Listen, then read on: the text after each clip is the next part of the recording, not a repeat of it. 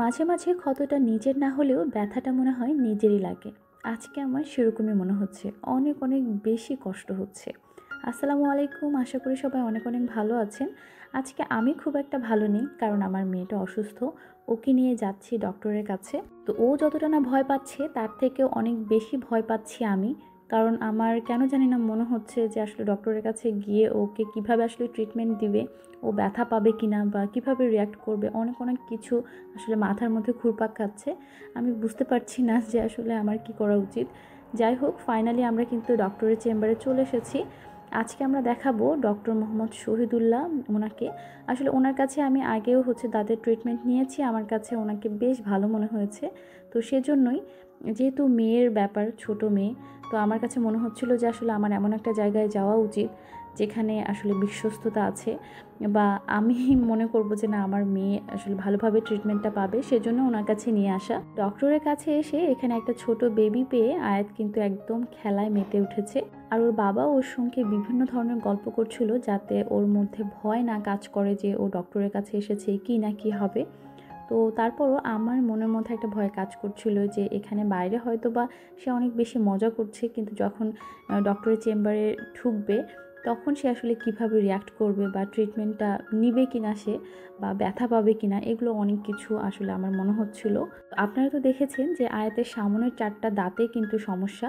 ওর 4টা দাঁতের মধ্যে একটা দাঁত স্লিপার থেকে পড়ে গিয়ে ভেঙে গিয়েছিল। তো সেদিন আসলে মেয়ে আমার ব্যথাতে টিকতে পারছিল না। পরে আমার ভাইয়ের সাথে কথা বলে আমি দুটো সিরাপ আনাই, এবং সিরাপটা খাওয়ার পরে ওর ব্যথা আল্লাহর রহমতে কমে যায়। কিন্তু তখন আমি ভালোভাবে খেয়াল করি যে ওর দাঁতটা ফুটো হয়ে গেছে, মানে ভেতরের দিকে আমি দেখতে পাচ্ছিলাম যে অনেকটা গর্ত হয়ে গেছে। তখন আমার দাদার সাথে আমি কথা বলি। কথা বলার পর দাদা বলে যে এটা আর ওয়েট করা যাবে না, অবশ্যই ওকে একজন ভালো ডেন্টিস্ট দেখা।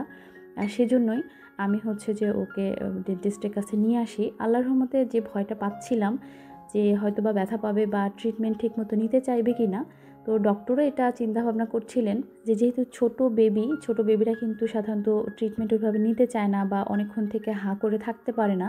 কিন্তু আমার মেয়ে, মানে ডক্টর যেভাবে ওকে বলছিল, যেভাবে ডিরেকশন দিচ্ছিল, ও সেভাবে কাজ করছিল। মানে আমি তো অবাক, এবং আমার সাথে সাথে ডক্টরও অনেক বেশি অবাক হয়ে গেছে যে এইরকম বাচ্চা তো সচরাচর দেখা যায় না, যে এতক্ষণ থেকে ও হাঁ করে আছে। তো যাই হোক, সেখান থেকে মানে ভয়টা কাটিয়ে ডক্টরের চেম্বার থেকে বের হয়ে আসলাম। এখানে সীমান্ত বেকারিতে চলে এসেছি, মানে আয়াতের একটা বিস্কুট খুব পছন্দ, ও বলে চকলেট বিস্কুট, সেটাই নেওয়ার জন্য এসেছি। তো ডক্টরের চেম্বার থেকে ফিরতে আমাদের মোটামুটি সন্ধ্যা হয়ে গেছে, মানে মাগরিব পার হয়ে গেছে। তো এখানে আসলে আজকে ওর ট্রিটমেন্টটা শুরু হলো। টোটাল ওর ডক্টরের কাছে আসতে হবে 5 দিন, মানে উনি বলেছে যে মোটামুটি 15 দিনের মতো সময় লাগবে। তো আজকে কেবল ওর ট্রিটমেন্টটা স্টার্ট হলো। তো এখানে বাড়ি ফেরার পথে মনে হলো যে স্বপ্ননীল ফুচকা ঘরের ফুচকাটা বেশ ভালোই লাগে, তাহলে এটা একটু টেস্ট করে যাই। তো সেজন্যই স্বপ্ননীল ফুচকা ঘরে আসা। আর এটার ভেতরের যে ওদের ডেকোরেশনটা আমার বেশ ভালোই লাগে, একটু সুন্দর লাইটিং করা, বেশ ভালো লাগে। তো এখানে আমরা নর্মাল যে ডিম ফুচকাটা সেটাই নিয়েছি, এটাই আমার কাছে ভালো লাগে। আর ফুচকার সাথে আমার একটু বেশি করে টক দিয়ে খেতে ভালো লাগে।